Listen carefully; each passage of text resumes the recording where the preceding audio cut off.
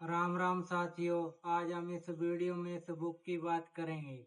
इस बुक का नाम है यू कैन, आप कर सकते हैं। जय साथियों, बुक जॉर्ज मैथ्यू एडम्स द्वारा लिखी गई है। साथियों, इस बुक में महान लोगों के विचार दिए गए हैं और जिन्हें हम फॉलो कर सकते हैं और अपनी आदतों से अपना जीवन बदल सकते हैं। आओ साथियों, मिलकर इस बुक की शुरुआत करते हैं। सामना करें। साथियों, जो भी हमारे जीवन में कठिनाई आती है, मुसीबत आती है, उसका हमें डटकर सामना करना चाहिए। कोई भी हमें गोल हासिल करना हो, सपना हासिल करना हो, उसके लिए हमें डटकर हिम्मत करनी चाहिए। कुछ लोग सोचते हैं कि उन्हें जिस काम की जिम्मेदारी दी गई है उसे बचकर निकल जाना सबसे आसान है। सच्चाई यह है कि अपने काम को हाथ में लेने और इसका सामना करना हमेशा आसान होता है। जिन कामों का सामना करना चाहिए, कामचोर लोग उनसे बचने का रास्ता तलाशते हैं। यह दुर्भाग्यपूर्ण है कि सबसे कीमती सबक कई बार जीवन में देर से सीखे जाते हैं। इसका सबसे बड़ा कारण किसी भी समस्या का सामना करने से घबराना या मुंह चुराना है।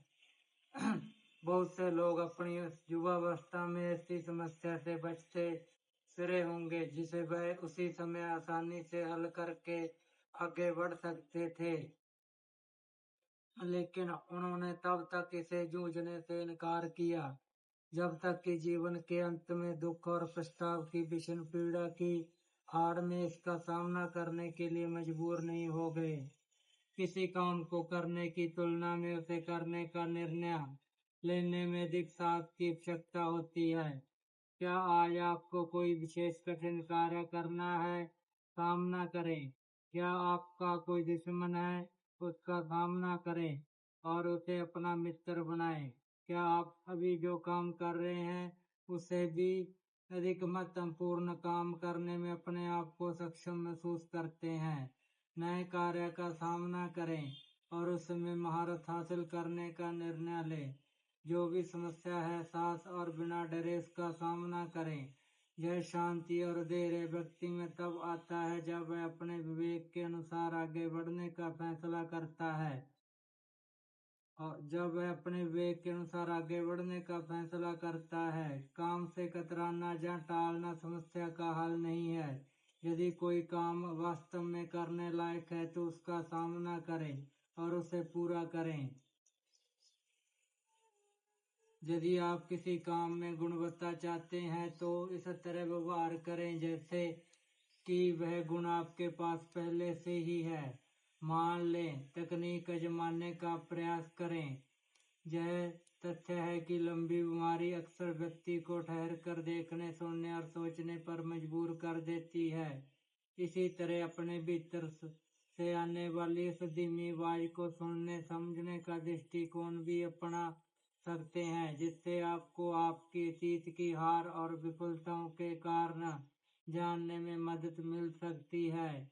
एक समय में किसी प्रिय मित्र, जीवन साथी, भाई या प्रेमी की मृत्यु हमें बड़ा अभाव मालूम पड़ती थी। कुछ समय बाद यही घटना हमें एक मार्गदर्शक या साधारण क्षमता महसूस होने लगती है, क्योंकि यह आमतौर पर हमारे जीवन के तरीके में क्रांतिकारी बदलाव ला देती है। यह दृष्टिकोण बचपन या युवावस्था के उस दौर को समाप्त कर देता है जो विदा लेने की प्रतीक्षा कर रहा था।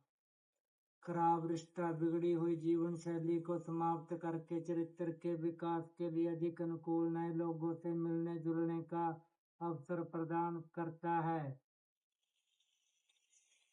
संयम। दोस्तों, अब हम संयम के बारे में बात करेंगे। हमें जीवन में अपने में धैर्य रखना चाहिए दोस्तों। संयम सफलता एक बड़ा चरण है, क्योंकि संयम के बिना पूरी तरह से सफल नहीं हुआ जा सकता। जब हर कोई अपना धैर्य खो देते हैं तो आपका संयम ही आपको सबसे आगे बनाए रखता है।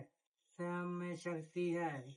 जब सभी तरफ से आपको दोष मिलने लगे जब दोष ढूंढने वालों की सभी उंगलियां आप पर उठने लगती है, जब आपके जीवन में विफलताओं का दौर जारी रहता है, मित्र जब शत्रु बन जाते हैं, जब खतरे के काले बादल आपकी ओर बढ़ने लगते हैं, तब अपना संयम आजमाने का समय होता है।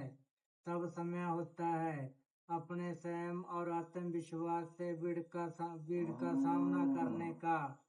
ठंडे दिमाग वाले जानी संयमी लोग ही युद्ध में विजयी होते हैं। और आप जो संयम की कला के माध्यम से शासन और संरक्षण की कर रहे हैं, आप युद्ध के लिए तैयार रहकर शांति की रक्षा कर रहे हैं। शक्तिशाली व्यक्ति हमेशा सुनता है और सोचता है। इस तरह के रवैया से वह न्याय और स्वतंत्रता की सबसे बड़ी जटिल समस्या पर विचार और मूल्यांकन कर सकता है। ऐसे व्यक्ति के लिए संयम धन से भरे बैंक के समान है। चरित्र का संयम उसे संतुलित बनाएगा और फिर वह योग्य और दुर्जय बनेगा। आपने कितनी ही बार एक्शन मैन को किसी भी महत्वपूर्ण काम को लेकर अपने डेस्क पर शांत और संयम देखा हो, जबकि उसके बारे में भ्रम का वातावरण रहता है और काम को महत्व न देने का आरोप भी लगता है। संयम पर ध्यान करें और खुद पर लागू करें। जब आप अपने भीतर की अवस्था और डर को खत्म करते हैं तो संयम आता है। मन को शांति करने में किसी सर्वोद्देश्य से बढ़कर किसी और योगदान नहीं होता। सर्वोद्देश्य एक ऐसी बिंदु होता है जिस पर आत्मा अपनी बौद्धिक दृष्टि स्थापित कर सकती है। सफल नेतृत्वकर्ता को अपने काम की योजना बनानी चाहिए और अपनी योजना पर काम करना चाहिए। जो लीडर बिना व्यावहारिक निश्चित योजनाओं के अनुमान के आधार पर चलता है, उसकी तुलना बिना पतवार के जहाज से की जा सकती है। देर सवेर वह चट्टानों से टकराएगा। ओल्ड टेस्टामेंट में कहा गया है कि अगर किसी को कोई इमारत बनानी है तो उसे सबसे पहले एक योजना बनानी चाहिए। जब कोई परिणाम वंचित हो तो दो बातें हो सकती है। पहला यह है कि परफेक्ट योजना बनने तथा इंतजार किया जाए और दूसरी योजना बन जाने के बाद शुरुआत की जा सकती है। किसी प्रोजेक्ट में शामिल होने पर यह पता चल सकता है कि योजना गलत या अधूरी है। इसका समाधान काम को शेरने में नहीं है, बल्कि नई योजना बनाने, पुरानी योजना को बदलने या दूसरों से मदद मांगने में है, बशर्ते उद्देश्य सार्थक हो।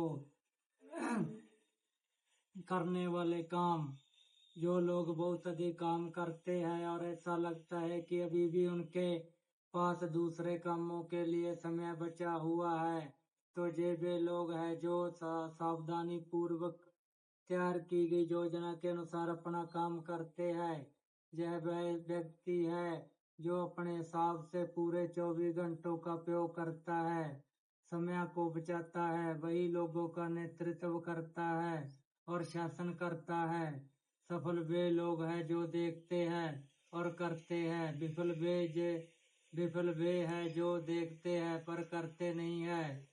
करने के लिए काम का होना और उन्हें योजना के अनुसार करने से दुनिया में रोमांच पैदा हुआ है। इसे अगर लिखा जाए तो यह आने वाली पीढ़ियों के लिए प्रेरणा के रूप में अमर रहेगा। एक उदाहरण देखिए। हाग चामरस सबसे पहले ऑफिस बॉय, फिर सेल्समैन, फिर सेल्स मैनेजर, फिर नेशनल कैश रजिस्ट्रेशन कंपनी के उपाध्यक्ष और प्रबंधक। बाद में वे एक संस्था के अध्यक्ष बने जिसे उन्होंने खुद संगठित किया और लाखों का कारोबार किया। हर रात श्री चामरस के सचिव एक छोटी सी पर्ची पर अगले दिन के लिए किए जाने वाले 10 सबसे जरूरी कामों को लिखते हैं। अगले दिन किए जाने वाले कामों की योजना पर पहले दिन रात को या उसी दिन सुबह सोच विचार करके कार्रवाई करने के लिए उन्हें व्यवस्थीकरण में लगाने के लिए जो समय खर्च किया जाता है, वह एडवांस में निवेश किया गया समय होता है। विक्टर हुगो कहते हैं, वह जो हर सुबह दिन के लेन देन की योजना बनाता है और योजना का पालन करता है, वे एक ऐसा सूत्र लेकर चलता है जो उसे व्यस्तम जीवन की बुलबुलैया में आगे बढ़ने का रास्ता दिखाएगा। उसके समय की व्यवस्था प्रकाश की किरण की तरह जो उसके कार्य में दूर तक साथ देती है। दुनिया के इतिहास में कभी भी आपके जैसा कोई दूसरा नहीं हुआ और आने वाले अनंत काल तक भी कोई दूसरा नहीं होगा। आप बहुत खास व्यक्ति हैं और आपको सफलतापूर्वक तैयार करने के लिए कठिनाइयों का सामना करना पड़ा। जरा सोचिए, लाखों शुक्राणुओं ने एक महान युद्ध में भाग लिया, फिर उनमें से केवल एक ही विजयी हुई जिसने आपको बनाया। आपके जीन में आपकी अनगिनत पीढ़ियों की वंशागत सामग्री शामिल है। इससे कोई फर्क नहीं पड़ता कि आपके रास्ते में कितनी बाधाएं और कठिनाइयां हैं। आप एक चैंपियन बनने के लिए पैदा हुए हैं और वे उन बाधाओं का 10वां हिस्सा भी नहीं है जिन्हें आपके गर्भाधान के समय पहले ही दूर किया जा चुका है। विजय हर जीवित व्यक्ति में अंतर्निहित है। साथियों, अगर वीडियो अच्छी लगी लाइक और कमेंट जरूर करना। राम राम साथियों।